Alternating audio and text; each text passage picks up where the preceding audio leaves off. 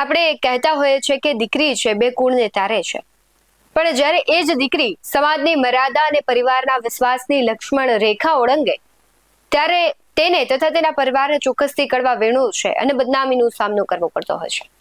હાલ ગુજરાતની રત્ન સમાન બે દીકરીઓ સતત ચર્ચામાં રહી છે.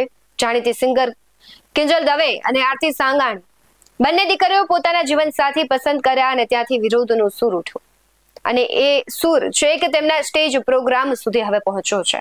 નમસ્કાર, ગુજરાત BS9 TV ન્યૂઝમાં આપની સાથે હું ભગવતી વિશાવડિયા.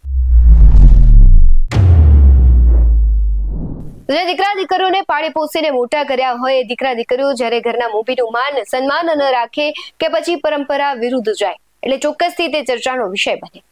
કોઈ દીકરીના મા બાપ છે ક્યારે દીકરીને ખાડામાં નથી નાખવા માંગતા, દીકરી માટે સારા પાત્રની શોધમાં જ હોય છે, પણ દીકરીઓ ક્યારેક આકર્ષણમાં આવીને ન ભરવાના પગલા ભરતી હોય છે, ભૂલ કરી બેસતી હોય છે. આમ તો આપણે જોઈએ છે કે આપણે એક લોકશાહી દેશમાં છે એટલે ત્યાં બધાને સ્વતંત્ર નિર્ણયનો અધિકાર છે, પરંતુ ક્યાંક છે આપણે સામાજિક બંધારણને પણ અનુસરવાનું હોય છે અને આ બંધારણ વિરુદ્ધ જ્યારે જાય છે અને એમાં પણ જે દીકરીઓ કંઈક સારા કામો કર્યા છે, એક સ્ટેજ ઉપર છે, એક લેવલ ઉપર છે, એ દીકરીઓ જ્યારે પોતાના જીવન સાથી પોતાની રીતે અન્ય જ્ઞાતિમાં જ્યારે પસંદ કરતી હોય છે ત્યારે ક્યાંક જે સમાજને પણ કડવું લાગતું હોય છે અને બીજી દીકરીઓ છે તે પણ તેની પાસેથી આવું બધું શીખતી હોય છે, એટલે જ ક્યાંક સમાજ તેનો વિરોધ કરતો હોય છે, પરિવાર છે તેને અપનાવતો ના હોય છે. જાણીતી પાટીદાર સિંગર આરતી સાંગાણીના લવ મેરેજનો વિવાદ છે હવે તેના સ્ટેજ સુધી પહોંચી ગયો છે. કતાર ગામના સુરાણી પરિવારના આંગણે મંગળ ગીતો ગાવા માટે આરતી સાંગાણીને આમંત્રણ અપાયું હતું, પણ સમાજના યુવાનોમાં રોષ ફેલાયો. સવાલ માત્ર એક લગ્નનો નહોતો, સવાલ હતો સમાજની પરંપરાનો. એક તરફ દીકરી સમાન કલાકાર હતી તો બીજી તરફ આખું સમાજ. યજમાન સુરાણી પરિવારે ક્ષણનો પણ વિલંબ કર્યા વગર મોટો નિર્ણય લીધો. પ્રસંગ બગડે તેની ચિંતા ન કરી, પણ સમાજની લાગણી ન દુભાય તેની ચિંતા કરી. આરતી સાંગાણીનો પ્રોગ્રામ રદ કરાયો અને ગોપી પટેલને તેને સ્થાન અપાયું. સુરાણી પરિવારે સાબિત કરી દીધું કે સમાજથી ઉપર કંઈ નથી. સુરતના મોટી વેડ વિસ્તારમાં આખો કાર્યક્રમ રાખવામાં આવ્યો હતો સિલ્વર ફાર્મમાં, અને ત્યાં જે પાટીદાર અગ્રણીઓ છે પહોંચ્યા હતા. આખું આયોજન હતું, તેમાં દીકરીને કહેવાય છે કે એના બદલે બીજી દીકરીને જે પાટીદાર સિંગર હતી એને આખો કાર્યક્રમ આપવામાં આવ્યો. પછી તેમણે લગ્ન ગીત ગાયા અને આરતી સાંગાણી છે ને કાર્યક્રમ સ્થળ પર પહોંચે તે પહેલા જ તેને મોટી સંખ્યામાં પાટીદાર યુવાનો ત્યાં પહોંચ્યા, એકઠા થયા અને આખો જે કાર્યક્રમ છે તેનો રદ કરવામાં આવ્યો. સોશિયલ મીડિયા પર ચાલી રહેલા વિવાદની અસર ગ્રાઉન્ડ ઝીરો પર પણ જોવા મળી. સમગ્ર મામલો બિચકાતા અને સમાજની લાગણી દુભાતી જોઈને યજમાન સુરાણી પરિવારે તાત્કાલિક આ નિર્ણય લીધો. વિરોધ થાય તે પહેલા જ આરતી સાંગાણીના કાર્યક્રમને રદ કરાવ્યો. પરિવારે પણ સ્પષ્ટ કર્યું કે તેઓ હંમેશા સમાજની સાથે છે, સમાજના હિત માટે તેઓ કોઈ પણ બાંધછોડ કરવા તૈયાર નથી. આરતી સાંગાણીના સ્થાને જાણીતી સિંગર ગોપી પટેલને લગ્ન ગીતો ગાવા માટે નક્કી કરવામાં આવી. પરિવારે કહ્યું કે સમાજના વિરોધ અને યુવાનોની લાગણીને માન આપીને આ નિર્ણય લેવામાં આવ્યો છે. સાથે જ પાટીદાર યુવાન મહેશ વાઘાણી જે ત્યાં પહોંચ્યા હતા તે શું કહી રહ્યા છે તેના પર નજર કરીએ. પાટીદાર સમાજની એક દીકરી આરતી એ સિંગર છે અને એ અમને જાણ થઈ કે ખરેખર એ કઈ સિલ્વર ફાર્મની અંદર આજે ડાયરાની મહેફિલ માણવા આવવાની છે. સાથે સાથે એને જે ગોતેલો છે એવો હસબન્ડ એનો એ પણ આવવાનો છે.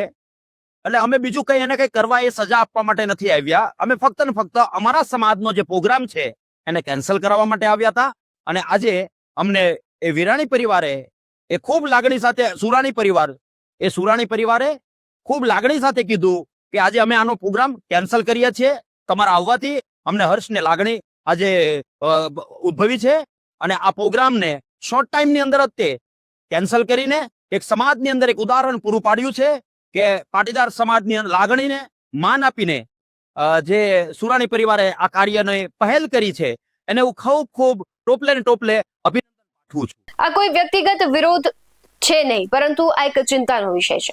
એવા પિતાની ચિંતા જેણે લોહીનું પાણી કરીને દીકરીને ભણાવી ગણાવીને મોટી કરી હોય, એવા ભાઈની ચિંતા જેની બહેન સમાજમાં ગર્વથી માથું ઊંચું રાખીને ચાલતો હોય. એક બેન જ્યારે એક સારા સ્થાને હોય ત્યારે પરિવાર, ઘરના સભ્યો અને એમાં પણ ખાસ કરીને વાત કરી તો કે એક પિતા અને ભાઈને અનેરી લાગણી થતી હોય છે કે મારી બેન એક સ્ટેજ ઉપર છે, એક લેવલ ઉપર છે અને તેના નામથી ક્યાંક ને ક્યાંક પિતા અને ભાઈને ગર્વ થતો હોય છે. જ્યારે કોઈ દીકરી આવી ભૂલ કરે ત્યારે માત્ર એક સંબંધ નથી તૂટતો, સેંકડો પરિવારનો ભરોસો તૂટે છે. અને જ્યારે સમાજમાંથી એક દીકરી આવું પગલું ભરતી હોય છે તો અનેક એવી દીકરીઓ છે તેને ક્યાંક ને ક્યાંક છે હિંમત આવી જતી હોય છે કે આ દીકરી આવું કર્યું છે, અમે પણ આવું કરીશું, અમને પણ પરિવાર અપનાવશે, અમને પણ સમાજ અપનાવશે. આપણે સ્વતંત્ર ભારતના નાગરિક છે, પરંતુ ક્યાંક ને ક્યાંક આ બધાની વચ્ચે સમાજનું જે આખું માળખું છે તેનું ખંડન થઈ રહ્યું છે.